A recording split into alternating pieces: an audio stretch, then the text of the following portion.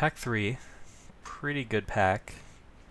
Careful study I would take if I thought I was still going down the storm path, but that's probably not where we're going right now.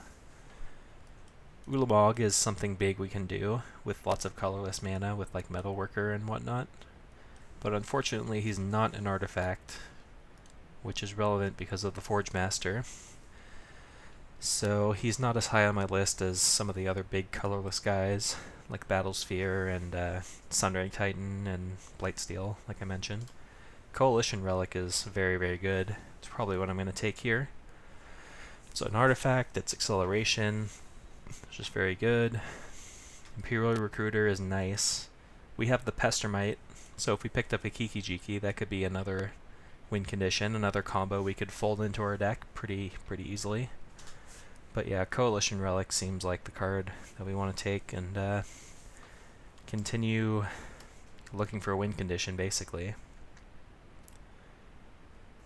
Now we have Empty the Warrens, which is a storm card that we could play. It's not unreasonable. Even if we're not fully into storm, it could just be an alternate win condition when we've got all these cheap cards. But I'm also looking at this Hangerback Walker, because it has some pretty good synergy in our deck. It's fantastic with Kuldotha Forge Master, because you don't mind sacrificing it, and if it dies you can sacrifice the Thopters. Yeah, it's basically just between Hangerback and Empty the Warrens. The only reason I wouldn't take Hangerback is if I thought it might wheel. Empty the Warrens probably won't wheel, because someone took the Tendrils, so someone is definitely drafting this deck, and they will want to take this. It's kind of interesting. But I think Hangerback is where we want to be.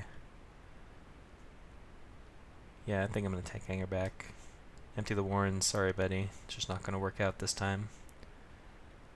Here's a Tinker. Once again, we don't yet have the big artifact to go get, but I have faith that we'll find it this pack. You gotta believe, right?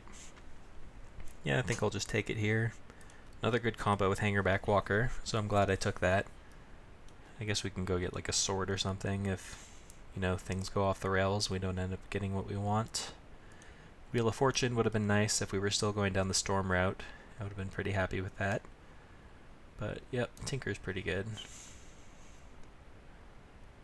Now we're seeing all the good storm cards. There's a Dark Petition. There's also a Scalding Tarn, which I'm probably going to take here. We're pretty much just blue-red, and we might play this Yawgmoth's Will, but it's unlikely at the moment. But yeah, pretty happy with a Scalding Tarn. Nothing else really on my radar. Chrome Mox, another good colorless accelerator. Good with Metalworker, good with Forge Master, Tinker. Yep. So come on, Blightsteel. Still nothing. There's Kiki-Jiki. Alright, so we've got another potential win condition with Pestermite. Let's see if we can wield that Imperial Recruiter, even though it's unlikely. We saw Zealous Conscripts earlier in this pack, so it's possible someone else is drafting the trying to draft the Deceiver Exarch Pestermite combo. So it's funny because we're sort of waffling between 3 or 4 different archetypes, and I feel like people are cutting us off on all of them. Maybe there's just like 1 or 2 people that are all trying to do the same thing we are, just like stick to blue-red and try to stay open, which is kind of funny. Skull Clamp is pretty good. We don't have that many creatures. We have Hangerback. Well, it's good with Siege Gang, it's good with Hangerback. I guess it's good with Pestermite. Yeah, Phyrexian Revoker I'm also a fan of, but Skull Clamp is just way better. Sundering Titan, alright, we've got something to tinker for now, and Forge Master, so this is like the last possible pack that we could have seen something to get, something big artifacty to do, so I'm pretty happy with that.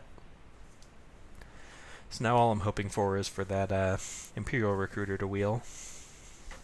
Then we know that we at least have, there it is, Imperial Recruiter. I also wouldn't have minded Ulamog, but Imperial Recruiter just got a lot better now that we have the Kiki-Jiki. So yeah, our deck ended up way different than I thought it was going to. We can cut some cards here. Brainstorm. Ooh, Sulfur Falls came back. Force Spike. I actually need to figure out how many cards I have. I have 29. Let's cut this, cut this. What else? Mystical Tutor can stay. These can all stay. Cut this. I think we have enough playables that I don't need to take Force Spike, and I can just make sure my mana is good. Our mana is going to be a little bit awkward with this Kiki-Jiki, sort of putting pressure on our mana base. Blood Crypt, don't think we have anything relevant to do with that. Unless we wanted to play the Yawgmoth's Will. So I guess I'll take that, just in case something happens. As expected, we did not wheel the Empty the Warrens, because the Storm player snatched it up. Flametongue Kavu, I guess, is playable in some scenarios, but I probably won't play it. I do like Winter Roar, but this is probably not the... it might be the deck for it. We'll see when we get to deck building. Kind of a weird deck, but I think it's good. Not quite sure yet. Literal Core is playable, but probably not going to play it. Chandra, same deal.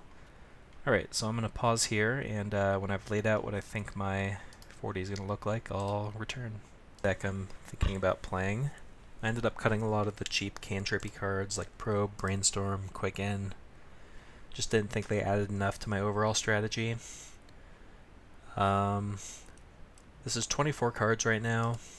Oh, I also have this Lion's Eye Diamond, which I'm probably not going to play. So I think this is the deck I'm going to play. This is 23 cards. We also have this Mox Ruby just kind of hanging out, which we can include as a land. So it's technically 16 land, but doesn't count. Plus we have a bunch of other acceleration. We have the Chrome Mox, the Chalice, Signet, Prism, Monolith Relic, Archive. So we could even, and Metalworker. So we could even consider cutting a land and playing another spell. Just trying to figure out what that would be. I kind of want to play the Sword because it's something we could tinker for, I guess. Do we have that Lightning Greaves? Yeah, we do. I just don't think we have enough creatures to justify it. We could play some creatures. We could play the Thada Adele. We could throw in Flametongue or maybe Storm Breath, just as additional bodies to hold a sword or a Greaves or whatever. But I don't think that's what we want to do. Lutherell Core would be the most likely card to fill that role, because it's also good with Skull Clamp and it can, you know, filter our draws and all that good stuff. But I think this is what I'm going to run with. Our fixing's really good. 3 pieces of blue-red fixing. We don't need any other colors. So let's add some lands. 7/6 sounds good to me. It's more islands than mountains, but we also have the Mox Ruby and the Rakdos Signet providing red. So we should be alright on casting Kiki-Jiki with like 9 lands that produce red, plus, you know, this is 10, 11, 12, 13. Yeah, we should have plenty. So this is the deck I'm going to run with, and number 1.